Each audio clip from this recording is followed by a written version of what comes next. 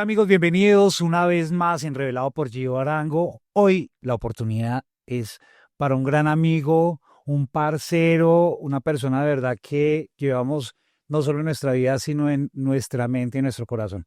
Hoy le damos la bienvenida a Arturo Páez. Arturo, mi hermano, qué gustazo tenerte acá en nuestro podcast Revelado por Gio Arango. No, Gio, que el gusto es mío, mi hermano. Gracias por ese recibimiento tan maravilloso. Usted sabe que es mutuo el sentimiento, mi hermano.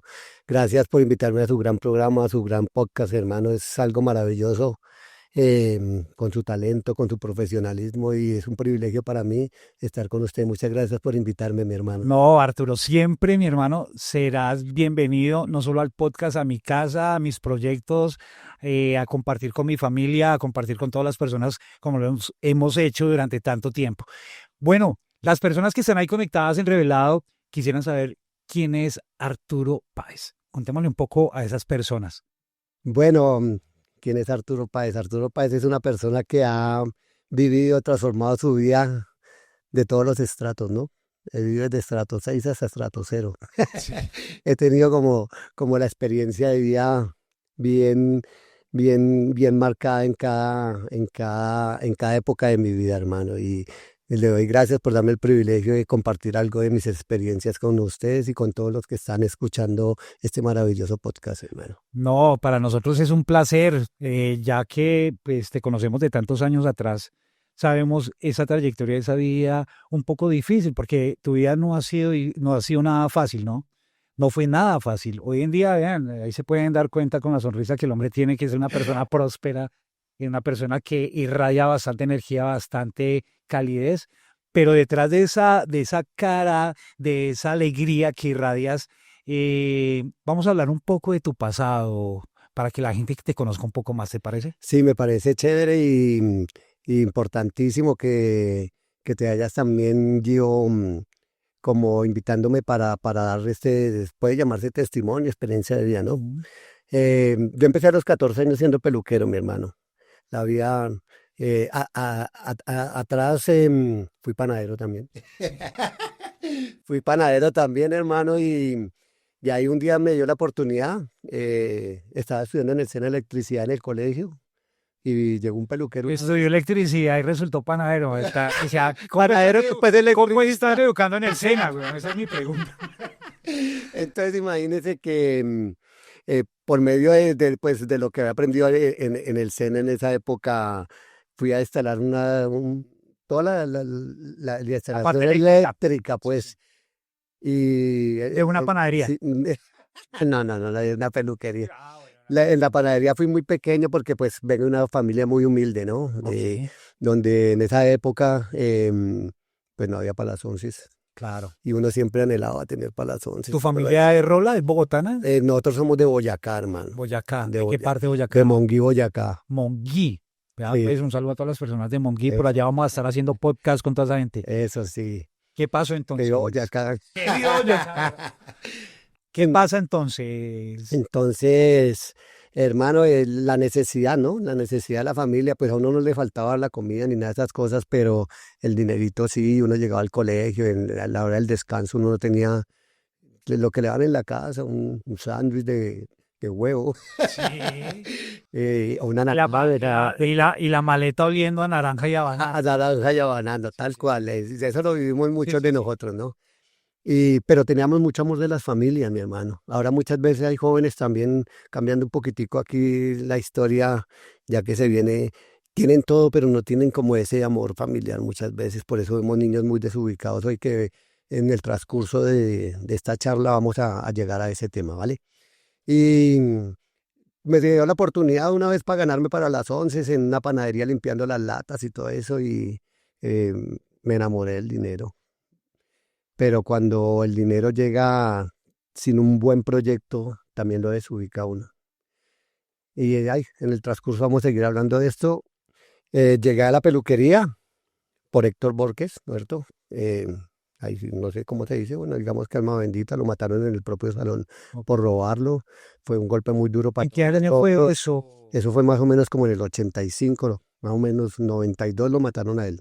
Entonces, no tengo idea clara, Sí, pero sí. pues lo que soy como peluquero, pues se lo debo a él, ¿no? Y De ahí para allá arrancó mi... Pero también cuando empezó la peluquería, pues vinieron detrás muchas cosas que realmente no supe manejar. Muchas oportunidades, demasiadas oportunidades, ¿no es cierto? Pero Llegué... empezaste siendo empleado, ¿no es cierto? Sí, claro, empecé desde ser auxiliar, hermano, Ok. de quedarme durmiendo dentro de la peluquería para lograr aprender, haciendo aseo y todas esas cosas para valorar la oportunidad que me estaban dando de ser peluquero. Y amé tanto la profesión que me enamoré, hasta hoy amo la profesión, vivo para esta profesión. Ya el transcurso de la vida me ha hecho una persona profesional, soy licenciado en filosofía y teología, soy psicólogo y aparte tengo 2 especializaciones en psicología, trabajo también con los chicos ahí en el transcurso de la charla que está muy amena, gracias mi hermano. No, no, Entonces vamos a llegar a puntos muy importantes que van a ser de interés a todos los que nos están escuchando hoy día, mi hermano. bueno, ¿qué pasa digamos, tú estás en la peluquería, empiezas ya a trabajar, tienes la oportunidad de empezar a hacer los cortes, la tintura, etcétera, ¿no es cierto? Que me Sí, imagino sí. que fue así. ¿Y cómo se empieza a transformar la vida de Arturo? ¿Cómo empieza a cambiar de manera negativa? Em, O sea, de eso tan bonito, ¿qué empieza a incidir, pues, para que esa vida empiece a transformarse? Me enamoré tanto de la peluquería que aprendí, y esto me llevó a un reconocimiento, ¿no es cierto? De entré a trabajar a una peluquería, no se me olvida, se llamaba Álvaros, que fue una peluquería muy famosa y todo eso, y de ahí entré a la 93 también en Álvaros, ahí conocí gente de la televisión, entré a trabajar con Jimmy Salcedo en el programa. También me contrataron muchas veces para el show de las estrellas, para maquillar y todas esas cosas. Y, y fue muy bonito todo eso, pero fue mal manejado, ¿no? Entonces cuando comencé a buscar aceptación en el círculo social en el que me estaba desenvolviendo, ¿no? Cuando algún día conocí chicas y todas estas cosas y me ofrecieron droga. Y ninguno me obligó. ¿Cómo fue ese día? ¿Cómo Ese, fue ese primer contacto con la droga? el contrato, Bueno, también fue un contrato sí, también fue que gracias a Dios se acabó. se acabó, sí, Sí. tal cual. Fue una niña muy bonita, ¿no? Eh, y bueno, en medio de la rumba y del toque aquí, entonces, Ok. no, que nos metamos un pase, perico, cocaína y todo eso. Em, de ahí empecé con las drogas fuertes, porque en el colegio empecé fumando marihuana, experimentando, Pero no era tan pero recurrente. no era recurrente ni nada de esas cosas, experimentando. Ya cuando empecé a consumir cocaína con la chica para bajar el embale, entonces fumaba marihuana, ¿no es cierto? Y para bajar el enchonche de la marihuana me emborrachaba y para bajar la borrachera volví a meter perico. Qué círculo tan estúpido, ¿no? No, no, no. Hacía, ¿cómo es que le llaman eso? Un cóctel, es que les llaman los, Sí. los famosos cócteles. Uy, sí, un ejemplo cuando le echábamos, digamos, marihuana con cigarrillo y aparte le echábamos cocaína para hacer diablitos. Los diablitos, los famosos diablitos que se escuchan en la calle. Sí, tal cual. Entonces, y uno juega con la droga. Mire que en mi experiencia como adicto de 22 años, ¿no es cierto? Em, a ningún adicto lo obligan, mi hermano.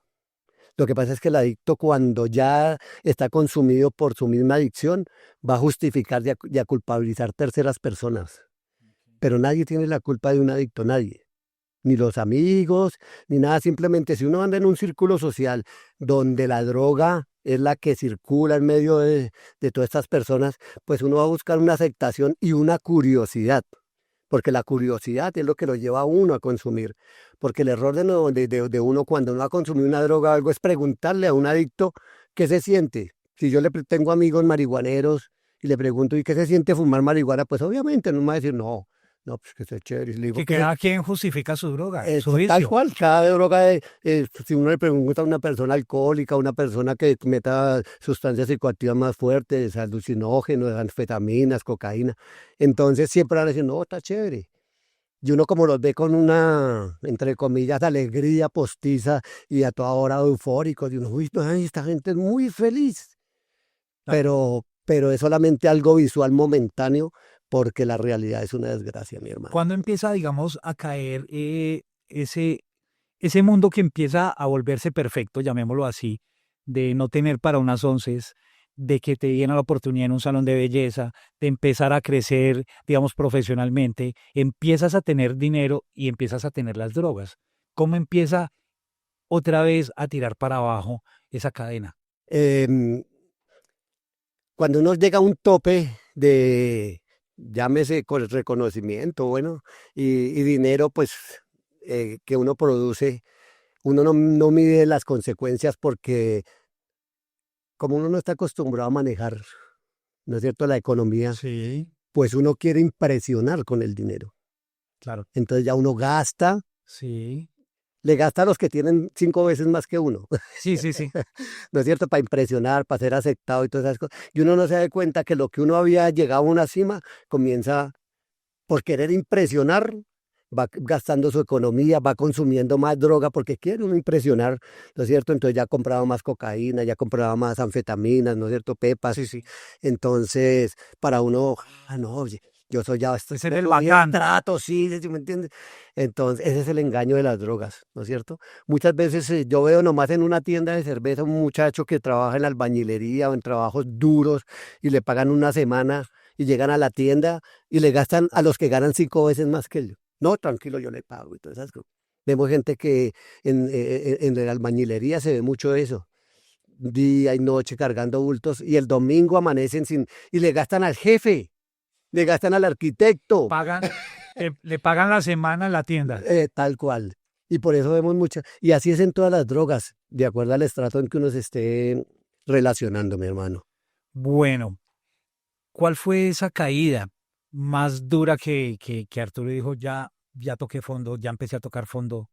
La caída fue cuando empecé a consumir bazuco. Un día encontré justo a él era gerente del Banco de Colombia, nunca me olvida, y estaba solo en un parque, yo había llegado como decepcionado y, venga hermano, tomemos whisky, estamos tomando whisky y él estaba fumando bazuco.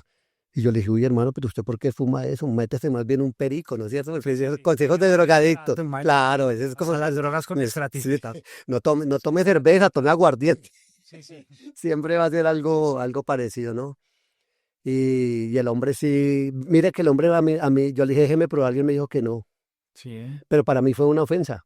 ¿Cómo que no? Pues yo compro, yo quiero probar eso y qué tal.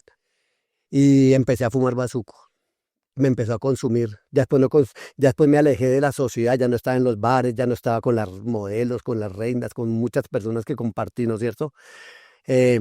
Ya me aislé con gente que consumía bazuco, ¿no es cierto? Y en el bazuco más o menos como en el 89, 92, del 100% de personas que fumaban bazuco, el 90% era gente de buenos estratos, buenos trabajos, y el que esté escuchando esto, hay gente que sabía 5 o 6 idiomas, eran súper profesionales, sabían, y no es como ahora los indigentes, llamémosle, ¿no? Yo llamo desechables porque no hay algo más maravilloso que un ser humano desechable, ¿no es cierto? Porque lo desechable se recicla. Eso me pasó a mí, yo fui desechable, ¿no es cierto? 11 años. Me reciclaron, yo hoy día soy una mejor persona que cuando antes de ser desechable. Cuando me volví desechable y me reciclaron, me convertí en una mejor persona. Ok, esa es la transformación. Esa es la transformación, por eso hay mucho, yo discuto, ¿no es cierto? Sí, Yo, sí, polemizar por mi, sobre eso. sí, porque es por mi propia experiencia, ¿no es cierto? Porque llamarlo indigente, habitante de calle, pues es normal, es algo, Como más social, es más social, más aceptable, ¿no es cierto? En cambio, ser desechable es es algo que denigrante. es denigrante, y ahí es cuando a uno le tocan. No se me arrime. Antanas Mocus cambió desechable por habitante de calle. Petro cambió, perdón, Antanas Mocus por indigente, desechable por indigente, en la alcaldía de Antanas Mocus. Llegó Petro y cambió indigente por habitante de calle, ¿no es cierto? Sí. Porque cada vez la aceptación, habitantes de calle, todos somos habitantes de calle, que las únicas personas que no son habitantes de calle son los presos, que nosotros habitamos en una Ya calle. tiene sentido. Sí, claro. Entonces, cuando a mí me reciclaron de ser desechable, ¿no es cierto? Dios me recicló, fue algo maravilloso, fue una transformación, no indescriptible. Estoy por eso hoy con usted, Pero Gio. antes de esa transformación, Sí, vamos a seguir hablando. dale. Arturo cae a una calle muy famosa para las personas que no conocen Colombia, no conocen Bogotá. Había una calle muy importante, llamémoslo así, en el tema delictivo, en el tema de las drogas, del tráfico, etcétera, llamada Cartucho. Sí. Em, ¿Cuándo llega Arturo a ese escenario? ¿Cómo empieza a enfrentar ese escenario, no? pues realmente no era una calle, Gio, era un barrio. Bueno, era así. Eso era más o menos, digamos, Caracas décima, sexta calle décima, ¿no es cierto? Ok, pero ¿cómo llegas tú, Arturo, a ese lugar? O sea, Con ¿cuándo mi- tomas esa decisión? no, Vienes de tener, o sea, consumías drogas, pero vivías en tu casa. sí, en drogadicto social, Sí, obviamente. pero dices, no, ya no quiero estar en mi casa o tengo problemas en mi casa. No, no, ¿Qué no, no. sucedió? No, mira que no, de ninguna forma fue así. Pues produciendo el dinero, igual uno lo tenía. Empecé a soplar bazuco en mi barrio con la gente del conocido que ya estaban cayendo en las drogas y todo eso. Y un día amanecí con un amigo y me dijo, camine y vamos al Cartucho. Eso era algo terrorífico. Yo dije, no, yo no por allá no me meto, eso es muy peligroso, eso matan gente, eso hace. Y no, camine, que a mí me conocen. Y uno, no, pues si lo conocen, pues. Y uno en esa época era Sí, pues inocente en cosas que realmente ya después vi que eran muy terribles, ¿no? Cuando yo llegué al Cartucho fue terrible. De todos modos, digamos, vale 2.000 pesos una bicha de bazuco, allá valía 200 pesos. Es decir, que si yo llevaba 100.000 pesos, duraba todo un día y una noche soplando. En el barrio duraba 3 horas. sí, ok. Y, y entonces, desde el primer día fue impactante porque vi matar la primera persona, ¿no es cierto? Vi ir corriendo unas personas y prender a un muchacho a puñaladas feísimo. Lo mataron y lo arrastraron como si... Yo quedé traumatizado, me fui en esa época el guardia presidencial era al lado y para mí fue traumático eso. Yo no quería volver a entrar, pero un derechable, ¿no? Ya me comprenden por qué hablo así. Me dijo, no, uy, casi lo matan, hermano, me iban a matar porque no me conocían en el Cartucho. Yo había visto matar a una persona, me trataban que yo era un sapo, no sé el que es que escuche. Yo lloraba y todo, y hermano, no, camine que yo conozco un sitio donde y puede más la adicción que el miedo. Claro. Y ahí fue cuando entré al Cartucho ya y me metieron a una olla, ya llevaba mi dinero y no, aquí no me lo tocan, no me lo... Ok, Y tenían me como sentí como en celos. casa, ¿no? Ok, sí. Me sentí protegido, Le ¿no? daban seguridad, Sí, claro. hacía parte del kit. Sí, claro, porque en esa época el taquillero cuida al que le deja el dinero, porque no es que uno va a dejar el dinero. Ok. Y me acuerdo que fue mi amigo, le apodaban el Ronco. Después fue mi peor enemigo porque me quería hacer matar. Es terrible, son historias para desglosarlas, son bien larguísimas, ¿no? Me han hecho programas de 3 días contando mi historia paso a paso. Y esto es un privilegio, es algo resumido, pero algo maravilloso que Gio me está dando la oportunidad. Me siento privilegiado, mi hermano, por poder contar esto superficialmente, No, pero pero chévere porque, impactante. hermano, o sea, todas las personas que están ahí conectadas, que sepan la importancia y las consecuencias que trae todo ese flagelo. Tal cual las malas decisiones, mi hermano. Es lo que yo le estaba diciendo que no es que a uno lo obliguen, es aceptación y curiosidad. Todos los drogadictos solamente caen por esas dos cosas, aceptación y curiosidad. Ya después justifican sus adicciones echando O sea, el culpabilidad a tema terceros. familiar influye. No, mira, yo en mi proceso, mi familia nunca tuvo un drogadicto. Ok.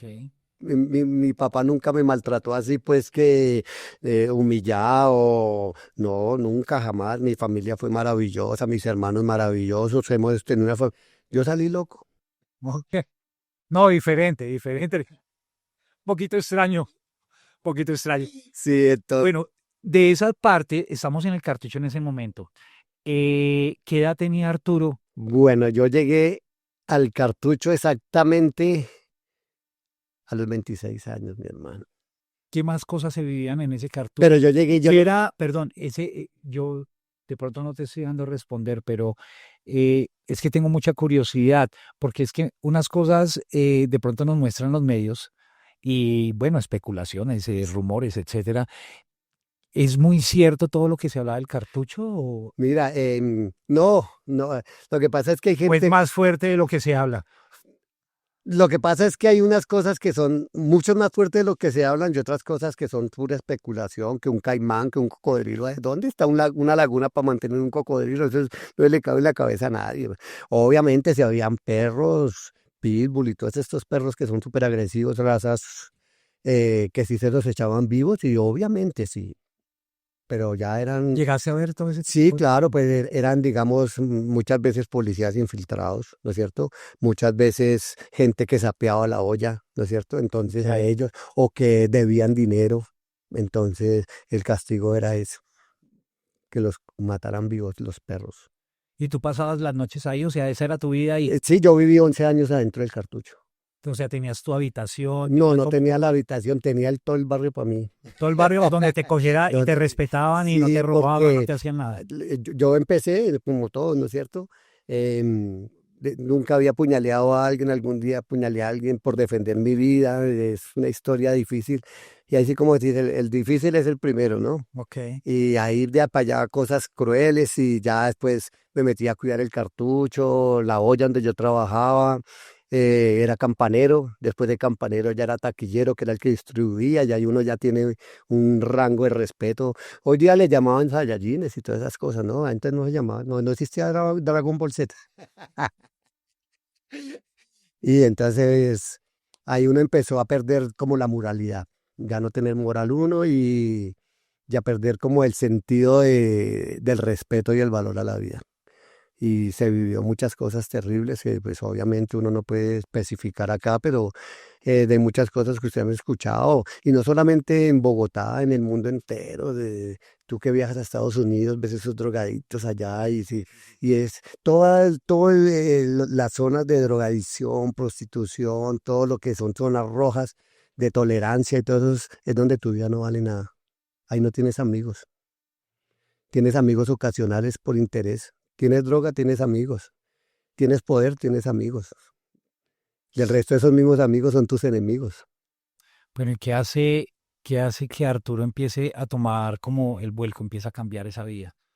Em, O sea, llegas a un punto de saturación no, ¿qué fue lo que pasó? la vida se encarga uno. Me volví delincuente, ¿no es cierto? Me robaba, atracaba. Empecé a pagar las consecuencias de ser ladrón y atracador. Pagué 2 condenas, una en la Modelo, otra en la Distrital. Uno por ladrón, otro por me agarré con uno ahí defendiendo mi vida, ¿no? Y un policía me vio que le había pegado como 3 puñaladas al chico y tal. No sé si esto es como muy grave hablar así. No, no, estamos revelando. Sí, Sí, sí, no, pero para que vean que es una realidad. sí, claro. Y estoy hablando en lo superficial, no crudo. Sí, sí, sí, Esto es algo así como más aceptable socialmente para que no afecte sensibilidades, ¿no? sí, sí. Y, y ahí terminé en la Modelo por apuñalear a un chico que pues éramos enemigos y nos encontramos y nos prendimos a cuchillo. Y un policía me vio y pues me capturó. Ahí estuve en la Modelo, salí, ¿Cuánto seguí. pagaste ahí en la En la modelo? Modelo estuve 11 meses, pero en esa época no era como la justicia hoy día que te juzgan, no, te encarcelaban y esperar. Ya había gente que duraba 15 años esperando un Condena. juicio Sí. y hoy día te condenan o te salvan ya. ¿Sí me entiendes? O sales o Sí, sí. entras a la cárcel. Porque hubieron muchas demandas en esa época, porque gente que duraba, yo conocí gente que de 12 años y sin saber si eran inocentes o culpables, ¿no es cierto? Cuando uno está en la cárcel uno dice que es inocente, ¿no? Sí, todo el mundo. Sí, claro, total. Sí, obvio. Entonces, fue bien duro. Después me tumbaron los dientes, ¿no es cierto? Me gusta sonreír porque me costaron 20 millones. Muy bonitos esos días. Sí, entonces ahí me pegaron, me partieron las costillas, en fin, pagando las consecuencias de ser delincuente, ¿no es cierto? Pero mire que, ¿Y te empiezas a hastiar de eso? sí, mira que es la concientización. Muchas veces las lágrimas de la mamá, de los amigos, de la familia, que lo vio a uno bien y después lo ven en un estado deplorable como estar durmiendo en una calle sin bañarse 2, 3 meses, ¿no es cierto? Ya sin dientes. Pesaba 42 kilos cuando me fui a rehabilitar. Yo mido unos 74, mi peso tiene que ser más o menos entre los 80 kilos. Pesaba la mitad. Era una calavera totalmente andante, ¿no es cierto? Y un día después de que me pegaron, me dejaron en una calle 5 días terriblemente. miserables porque no me podía mover. Me partieron las costillas, me partieron la mandíbula, me sacaron los dientes de arriba a patadas y no me podía mover. Duré 5 días, no podía ni trabarme porque tenía las costillas rotas y no me podía ni trabar. Y ahí sentí el verdadero dolor y pagar las consecuencias del estado de adicción y de degeneramiento que estaba viviendo en el momento. En ese momento sí me empecé a concientizar cuando llevaba unos 2, 3 días ensuciándome y orinándome en un piso sin que nadie me ayudara, porque los llamados amigos de la calle, Sí, no, claro. ¿sabe que me miraron y dijeron, uy, le dieron duro, no digo la grosería, ¿no? Sí, sí. Pero uy, le dieron duro, uy. Y por ahí el que era buena gente me decía, ¿qué se va a trabar si no podía respirar? ¿Qué me iba a trabar? No, no podía hacer así, tenía 4 costillas rotas. Y ahí sí fui cuando ya estaba medio consciente, ya 3 días sin consumir ninguna sustancia, como que ya viene la conciencia humana, ¿no? Y social y familiar. Y yo dije, ¿qué hago acá? Yo no creía en Dios así. Pero te llevaron a una clínica, fuiste a una clínica. No, no, porque como yo había pagado 2 condenas, Ok. a mí me daba miedo que me llevaran a un hospital y volviera otra vez a una cárcel. Eso era lo que tenías ese Sí, prejuicio. entonces llegaban, ya llámese monjitas, cristianos, gente de buen corazón, como al cuarto día llegaron, me bañaron, me cambiaron, me sacaron de la caca porque llevaba 4 días ahí ensuciándome y orinándome sin poderme mover. Y ahí fue como la concientización y como el clamor, dije, Dios mío, mano, ¿por qué estoy acá, no es cierto? Si yo tengo mi hijo, porque mi hijo es mi adoración también, en la época mi único hijo. Entonces, Dios escuchó algún día esa oración después de haber vivido esos 11 años y fui a visitar a mi hijo, ¿no es cierto? Ya como para cortar ya a donde salía la luz, como se dice, la oscuridad, la luz. Fui a visitar a mi hijo y mi hijo me dijo, papá, ¿y usted cuándo va a cambiar? Yo le dije, ¿por qué? Pues algún día voy a cambiar, ¿no? Estas son las promesas de todos los drogadictos, ¿no? 10.000 veces sí, yo voy a cambiar. No, si yo voy a cambiar, me decía, no, papá, a mí me avergüenza decir que usted es mi papá. Y aparte uno bravo, ¿no? Sí, ¿Cómo así que, si es que yo soy su papá? No, papá. Si a mí me preguntan sí. dónde está mi papá, me toca decir que es un vendedor, que es esmeraldero, que vive en otro país. Yo que voy a decir que mi papá es un desechable, un ladrón, un drogadicto. Cuidado, sí. A mí me avergüenza decir que usted es mi papá. Y en medio ¿Qué de edad ese, tenía tu hijo? 12 años, Claro, difícil. 12 años, 12 años. Pero eso fue la voz de Dios en mi vida. Fue la voz no fue la voz, fue la voz después de como no creer en Dios y como culpar a Dios y todas estas cosas, ¿no? Pues respetando la ideología de cada uno, ¿no? Estoy hablando de mi experiencia personal. eh, Le prometí a mi hijo que le iba a hacer sentir orgulloso de mí. ¿Cómo no sabía? Todo bien, no te preocupes, Arturito. Eso hace parte. Uy, qué duro. Son momentos, uy, muy tenaz. Bueno, Tranquilo. le prometí a mi hijo cambiar mi vida y a mi mamá. Que yo creo que toda la familia sufre, ¿no? Pero llega la familia en un momento hasta de desesperación que prefieren verlo muerto a uno que ver las lágrimas de una mamá, las lágrimas de un hijo esperando a un padre. Y, uy, Tranquilo. em, no, nunca lo he podido superar. Es el momento que cambió mi vida, ¿no? Pero entró el conflicto, ¿no? ¿Cómo iba a salir yo de ahí? Yo le había prometido a mi hijo hacerlo sentir orgulloso de un papá después de que él sentía vergüenza de mí. Y ahí, Me dio rabia, me dio rabia de no tener una salida, que me fui para el cartucho y salí con más odio. Me acuerdo que yo robé a un man y le quité 280.000 pesos de rabia. Me fui y me compré una bombas son muchas bichas, ¿no es cierto? Compré alcohol porque tomaba alcohol puro, alcohol Remy, alcohol antiséptico. Y la bomba de bazuco y un paco de marihuana, cigarrillos y todo, y fui y me senté. Justo al lado de donde hoy día tengo mi empresa. Y ¿cómo va a cambiar si yo le prometí a mi hijo es mi adoración, ¿no es cierto? Es, veas eso imposible. sí, yo no decía yo, ¿cómo? y entré en el conflicto de Dios porque en el transcurso en que uno tiene dificultades siempre Dios te ama, Cristo te ama y todas esas cosas. Yo no veía el amor de Cristo porque en la calle, en la cárcel, robando, ¿no es cierto? Todas estas cosas, yo no veía el amor real de Dios, ¿no es cierto? Yo, antes al contrario, uno como que lo culpa a él. Ay, si hubiera Dios, yo no haría nada de eso. Discutí con Dios de la manera más grosera y agresiva. Ah, si usted es Dios, si de verdad usted existe, máteme o cámbieme, ¿no es cierto? Así. Y para mí ese Dios es maravilloso, man. Creo que en medio de todos los insultos que en ese momento le dije, en su inmenso amor, me senté a consumir la droga, tenía mucha droga, tenía de todo, y me senté después de haber peleado con Dios y me cogió el sueño. Al otro día me levanté y olía inmundo, el peor olor que usted puede sentir, un mortecino, un perro muerto de 15 días. Así olía yo. Y yo me desperté, uy, ¿por qué huele tan a feo? Y yo pensé que tenía un ratón muerto dentro del costal que yo tenía. Ok. Saqué el costal y yo decía, no, pero y por donde caminaba Siempre ese mismo olor. ese olor, y yo dije, ¿pero qué? Y fui a mirar y en ese momento era yo que estaba oliendo. ¿No es cierto? Dios me volvió la luz, me volvió el olor que yo tenía, llevaba 3 meses sin bañarme y durmiendo entre la O sea, se te basura. despertaron los sentidos. Sí, Dios me despertó Sí. los sentidos del clamor que le hice a Dios en ese momento. Y me fui para mi casa y yo creo que la familia, de toda la familia, la única que Eso nunca te iba a perdí, preguntar. Ahí golpeas las puertas de tu de casa. mi familia, yo creo que la única persona que en la familia le crea a uno así le haya mentido 100.000 veces es la mamá. Ella nunca perderá la esperanza. Y yo le dije, llegué esa mañana y le dije, mamá, ¿sabe qué?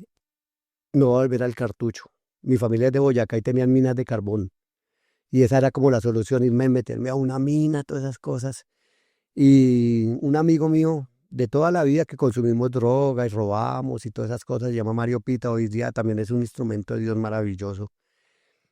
Eh, Mi mamá me dijo, mijo, aquí lo ha venido Mario. Yo pensé que él lo habían matado, ¿no? Y me dijo, no, lo que pasa es que Mario llegó de corbata aquí a buscarlo. Y yo, Mario, dice, Mario lo mató. No, él tiene una fundación y que no sé qué.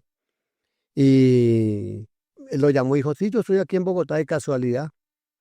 Yo fui a visitarlo, nunca me pensé en internar en una fundación, nunca.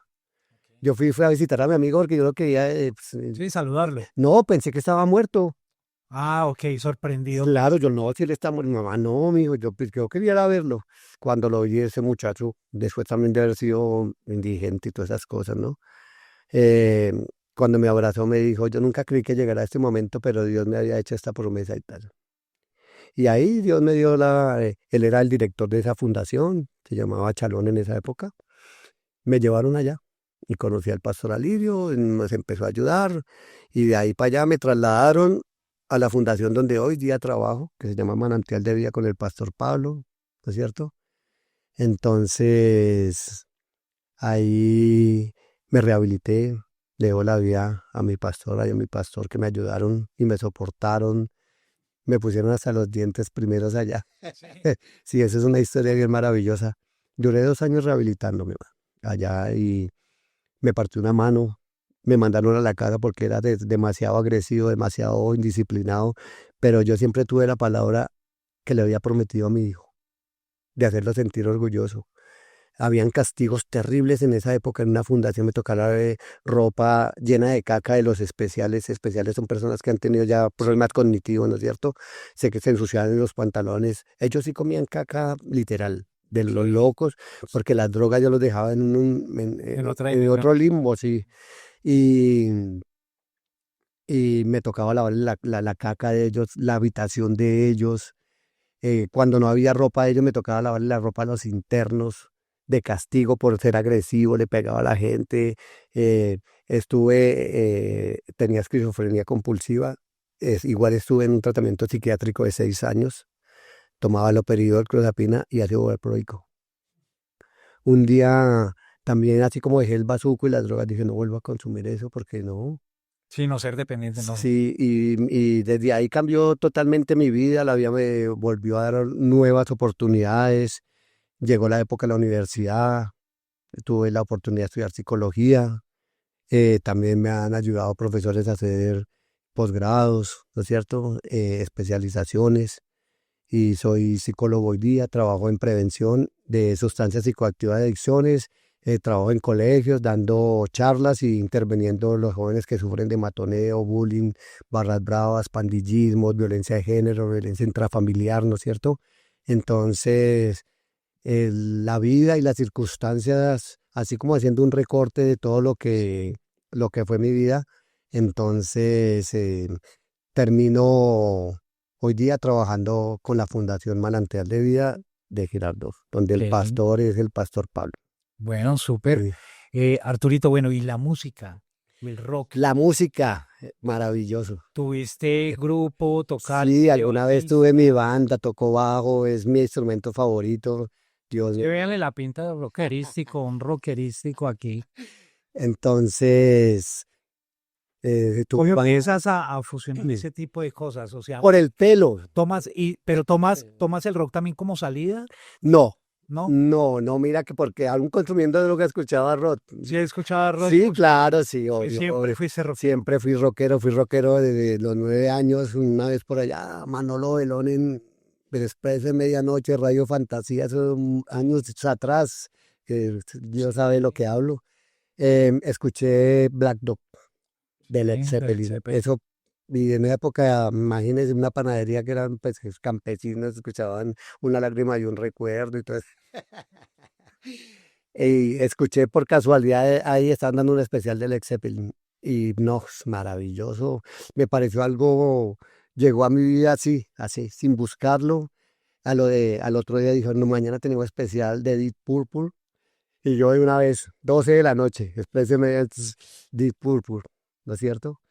Y yo buscaba, yo no tenía amigos y siempre peleé con el peluquero porque en esa época era rasuradito con Dorito acá, solamente acá y y uno no podía opinar. Entonces cuando mi independencia económica que trabajé en la panadería y después por el SENA de electricidad, pues tuve independencia, me fui a mi casa y ya empecé a dejarme crecer el pelo. Ok, o sea, cuando tú viviste en la calle tenías el cabello Sí, largo, claro, negro siempre. sí, siempre. Y algo de mis traumas andaba con una peinilla y una máquina. Yo tengo la barba no hace muchos años. De esa época, mi trauma era que se me volviera el pelo y yo andaba todo, el pánico mío y el embale Sí. era desenredarme el pelo todo el día, todo el día, todo el día, y una máquina de afeitar de la basura que la recogía y me la pasaba todo el día afeitándome para no verme como se veían los locos con esos cachumbos y esas barbas así todas degeneradas, porque siempre pues uno como que trataba de guardar la imagen que vivió de la farándula, Ok, de una buena sociedad, ¿no es cierto? sí. Como que todavía en el interior de uno trataba de guardar en medio de ese mugre que uno tenía encima, trataba como de mantener una imagen en medio de su loquera y ese era mi trauma. Bueno, y hoy en día, lo digo porque con Arturo hemos tenido la oportunidad de compartir muchas cosas, digamos, amigos desde hace mucho tiempo, y tuvimos la oportunidad también de compartir escenarios con agrupaciones acá, hemos disfrutado de conciertos, Sí, no, qué bueno. muchas experiencias. Sí. ¿Qué experiencias te has llevado en este transcurso, digamos, en estos años que hemos compartido en conciertos, organizando detrás como empresario, Eh, eh, etcétera? Mira, yo algo que ando muy agradecido con Dios y con usted, ¿no es cierto? Habernos reencontrado después de mucho tiempo y usted haberme dado la oportunidad también de haber sido a su lado, usted como manager de ACAX en esa época y haberme permitido compartir con usted esa experiencia y ser empresarios, ¿no es cierto? Los dos, para arriba y para abajo. Mi vida también se ha transformado mucho desde que yo conocí ese mundo de hacer conciertos, no de Sí. cantar en un concierto o tocar en un concierto, cantar Oír un que no soy, concierto o ir a un concierto, ya uno ser partícipe de de la todo, industria. sí, de la industria, y hasta hoy día sigo haciendo todas esas cosas. em, Lamentablemente no es como económicamente no es muy agradecida, ¿no? Esta empresa del rock, ¿no? Entonces, pero la pasión siempre lo va a tener a uno ahí y pues también participo haciendo los conciertos como empresario, como todas estas cosas. Los muchachos de Acax también, pues súper amigos, maravillosas personas, que es la banda con la que más me abrí el paso a mirar más grande el rock de lo que yo lo tenía en mi Claro, desde corazón. otra óptica. Desde otra óptica ya de la producción, del compartir, de ir a visitar a los muchachos, de ser amigos ya de llaves con Roberto, Jairito, ¿no es cierto? Miller, con todos, con el gatico, con todos los, si se me pasa alguno, todos están en mi corazón. Y, y para mí eso ha sido muy chévere, ya me ha abierto muchas puertas y sigo en la industria del rock, pero nunca jamás la industria del rock y el rock me va a sacar de, como de lo que Dios me eligió a mí para Sí, claro. llevar, ¿no es cierto? De ese horizonte. De ese horizonte que es trabajar con los adictos. Ok. Entonces, la Fundación Manantial de Vida, ¿no es cierto? Es una fundación que tiene una visión donde se recoge gente en estado de indigencia, llamémoslo, ¿no? Para no Sí, tocar sensibilidades. Em, los ayudamos, los recogemos. Por eso, si alguno aquí en este programa maravilloso de Gio quiere colaborar, quiere un manantial, en Facebook lo consigue como Manantial, Fundación Manantial de Vida Girardot. El pastor Pablo y la pastora Dora ya están para recibir donaciones y me gustaría que fueran, conocieran una obra maravillosa donde trabajamos con niños, mujeres, jóvenes, ¿no es cierto? Trabajamos prostitución, drogadicción, delincuencia. Y yo creo que por eso también Dios me eligió para eso, porque viví todas estas calamidades y desgracias y flagelos que la droga lo lleva a uno. Y yo hoy día, pues, mi mayor proyecto vivencial y de adquirir dinero, pues es la peluquería. Mi peluquería es... Eso, bueno, ¿cómo llega nuevamente, digamos, cómo empiezas a enfocarte nuevamente por el tema de la peluquería? ¿Cómo emprendes nuevamente con eso? Bueno, después de haber perdido mi propio negocio, mi propia empresa y terminar pues en la historia que les cuento, cuando yo pasaba de pronto por donde yo había trabajado y me decían, Arturo, ¿por qué usted no vuelve a ser peluquero? Rehabilítese y aquí le tiene su silla, aquí tiene su silla. Y yo decía, no, sí, algún día, ¿no sabe que todos los drogaditos? Sí, algún día, no, sí, yo voy a cambiar. Obviamente esos son, bueno, no digo, Dígalo, pues diga, pajazos mentales. no, acá puede echar la madre otra. Sí, Sí, eso no hay entonces problema. esos son pajazos mentales de los drogaditos. No, yo voy a cambiar mañana, no, yo voy a dejar mañana, no, eso no, si no lo hace hoy, no lo hace nunca. Y después de que ya me rehabilité, salí a vender lo que me habían enseñado en la fundación, en los proyectos de terapia ocupacional, ¿no? Que es la resocialización. Entonces hacíamos bolsas, hacíamos artesanías, ambientadores y todo eso. Y yo salí fue a hacer bolsas de basura, hermano. En esa época no las vendían selladas de una vez, sino que a uno le tocaba con una velita o comprar una máquina que le hacía Sí, ¡tac! ¿No es cierto? la resistencia. Esa es la resistencia y sellar la bolsa. Ahora ya la venden, Sí, sí. sí, ya. Y empecé a vender bolsas y algún día llegué a vender bolsas a la peluquería. Y me dijeron, no, Arturo, ¿usted por qué? Y yo creí que pues en el transcurso de tanto tiempo, Se habían olvidado.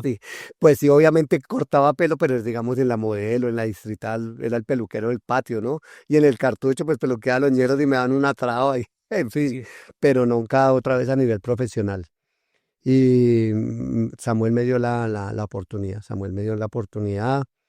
Volví, llegué sin zapatos, llegué sin ropa, sin nada, salir de una fundación con los zapatos rotos por debajo, ponerle un cartón, una corbata, que no era obligación usar corbata en la fundación. Entonces, todo viejo. Y empecé a trabajar muy juicioso con la mentalidad de hacer sentir orgulloso a mi hijo, claro. porque mi hijo fue mi primer motivación, ¿no es cierto? Y la promesa que le he hecho, pues mi mamá ya murió, ¿no es cierto? Pero murió feliz porque murió Y se orgullosa. vio el cambio, Vio el cambio y se claro, sentía, no, total, ella murió como 90 años más o menos y yo creo que los últimos más maravillosos años de mi madre fueron verme bien a mí, total.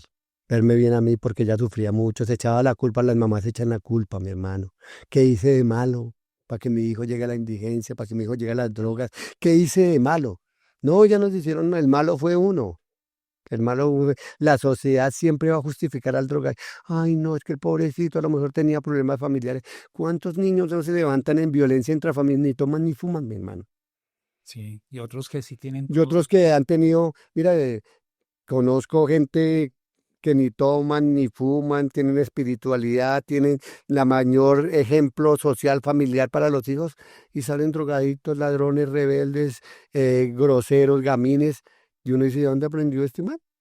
Si la familia del papá, vea, son elocuentes, magnates, gente que nos llegan a nuestra fundación desde estrato cero hasta estrato 6 y estratosfera encima, Sí, claro.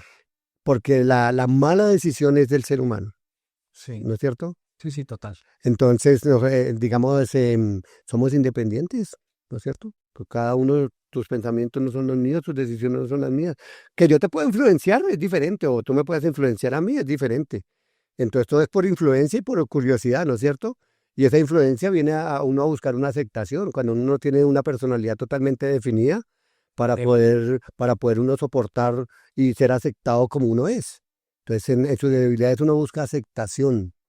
Y por eso llega uno no solo a las drogas, a muchas circunstancias asociales, ¿no es cierto? Donde las vidas se ven totalmente destruidas. ¿Qué pasa, digamos, en esa transformación? Ya sabemos que sucedieron muchas cosas, pero ¿cuál es el consejo más bien? Digámoslo, ¿cuál sería ese consejo a las personas que están ahí después de tanta experiencia y todo lo vivido? ¿Qué le podemos decir a ellos, a esas personas, a esos jóvenes que de pronto en este momento están arrancando en esa historia de malas decisiones? ¿Qué les podemos decir? Bueno, el primer consejo que les voy a hacer es que multipliquen este programa. Compartan, compartan, Compartan, por favor. compartan esta historia ese es uno de los primeros consejos que le diera a las familias, ¿no es cierto? Para que llegue estos testimonios, estos mensajes y este programa tan maravilloso como es Revelado, ¿no es cierto? Dirigido por Muchas gracias. ti, Gio, qué maravilloso, Pues de porque eso eso se también es trata. una obra social, Claro, de eso se trata. independientemente de buscar Que estas no es solo personas. modelo, no es solo Sí, actores, no, sino aquí hay personas que tienen mucho valor, mucha importancia y esas historias hacen parte también que marcan y pueden transformar. sí, Entonces, ¿cuál sería esos consejos, la esos primera, tips para las sí, personas el primero es saber que no que tengan que tocar fondo para darse en cuenta del problema en el que están? bueno, lo que pasa es que muchas veces es el amor y la admiración hacia uno mismo. Eso es lo que lo hace a uno tomar malas decisiones cuando uno no se acepta, ¿no es cierto? Y si uno no tiene dinero, pues lo produce, ¿no es cierto? Pero si uno no acepta que el dinero es difícil de conseguir, pues lo quiere conseguir de otras formas, ¿no es cierto? Si uno no se acepta socialmente y quiere pertenecer a algo, ¿no es cierto? Y quiere llegar a ser aceptado, ahí es el error. Yo siempre digo a las personas, los drogadictos nunca llegan solos a las drogas. Siempre llegan por ser aceptados por terceras personas, por grupos, por circunstancias sociales que le va vendiendo la vida. Siempre digo, ámense a sí mismos y desen a conocer y desen a amar como son, no por lo que quieren llegar a ser y que los quieren ver las personas que lo quieren aceptar. La persona que lo ama a uno, que lo admira y que quiere ser su amigo, lo acepta como uno es. No, no tengo que cambiar mi dignidad, ¿no es cierto? En mi cuerpo, en los valores, mi salud, mi inteligencia, ¿no es cierto? Mi grandeza a nivel educacional, social, familiar, por ser aceptado por personas cobardes. Todo drogadito es cobarde, el que me diga lo contrario es mentiroso, porque la cobardía uno la esconde detrás de las sustancias psicoactivas. Por eso se vuelve uno valeroso. En el trago nomás vemos eso. Cuando uno ve una persona noble, hasta cobarde, y eso se toma 3, 4 tragos y eso se vuelve valiente, súper mal le cae el calzoncillos, eso se creen más intelectuales, más bello, en más lindo, en más cosas. Entonces, el consejo es, primero, amor propio, admiración hacia mí, ¿no es cierto? Y no buscar que a mí me acepten por lo que ellos hacen, sino que me acepten por lo que Por yo lo que valgo. Y si alguien no me acepta por lo que yo bajo, yo me alejo, yo me alejo. Porque si no me valoran, ¿yo dónde voy a estar? Entonces tengo que hacer para... No, nosotros debemos de aprender a amarnos y buscar nuestra propia superación. Porque en la caída nadie se cae con ustedes, se cae uno solo. Bueno, señores, ustedes saben muy bien que todos estos tipos de consejos que está dando Arturo son muy, muy vivenciales. O sea, aquí nada se está de alguna otra manera programada, no se ha libreteado nada. Esto hemos tratado de que sea una charla muy constructiva, que las personas se lleven ese mensaje y ese legado de la manera más espontánea y real. Arturo, para mí y para todo nuestro equipo de trabajo, valorando siempre tu amistad, un respeto inmenso por todo lo que vienes haciendo y en esa reconstrucción de vida que has venido tomando, dejando legado a las personas que están viviendo ese flagelo y que tú por medio de la fundación y simplemente ese testimonio que das a diario a la sociedad de todo lo que tú viviste, tratando o por medio de esas palabras, evitando que las personas lleguen a ese contacto. De verdad que te agradezco. Gracias por esas lágrimas que depositaste en Revelado, porque sé que son las más honestas, las más sinceras Sí. y que vienen del corazón. Y hermano, aquí, delante de todo el público, quiero decirte que siempre las puertas de Revelados, siempre las puertas de mi casa, de los proyectos que vengan adelante, estarán abiertas para ti, porque tienes un corazón muy grande, mi hermano. Muchas gracias de verdad por hacer parte y contarnos tantas historias aquí. Gracias, Gio, por haberme permitido contar este pequeño testimonio en mi vida y que sea yo de mucho ejemplo. Y las personas que tengan ahorita el flagelo y la adicción y que reconozcan, busquen Fundación Manantial de Vida Girardot. Allá estamos con los brazos abiertos para ayudarlos. Si me quieren contactar, mi teléfono es 315-361-8070. Estoy para colaborarles, ayudarles y siempre hay una salida. A los amigos que están consumiendo siempre hay una salida. En nuestro interior siempre vamos a querer salir. Aquí estamos nosotros con todo el amor de Dios, esperándolos con un abrazo. Muchas gracias, Gio. Claro que sí, Arturito. Muchas gracias, señores. Bueno, esto fue revelado por Gio Arango. No se les olvide que pues, las personas que pasan por aquí tienen derecho a un photoshoot. No se pierdan el detrás de cámaras de esa sesión de fotos con este parcero hermano llamado Arturo Páez. eso, Arturo Páez. Quería que lo dijera. Arturo Páez, mil y mil gracias, mi hermano. A usted. Fuerte abrazo para todas las personas de Revelado, a todo mi equipo de producción, a Fernando Ladino, a Ervin Pérez, a Gara, que es nuestro editor en la ciudad de New York. Sigan ahí súper conectados, señores. No se les olvide darle clic en suscribirse y darle clic en la campanita para que todas las notificaciones de estos programas les llegue de manera inmediata y no se pierdan de ningún capítulo. Hagan viral esto. ¡Epa! Bye, bye.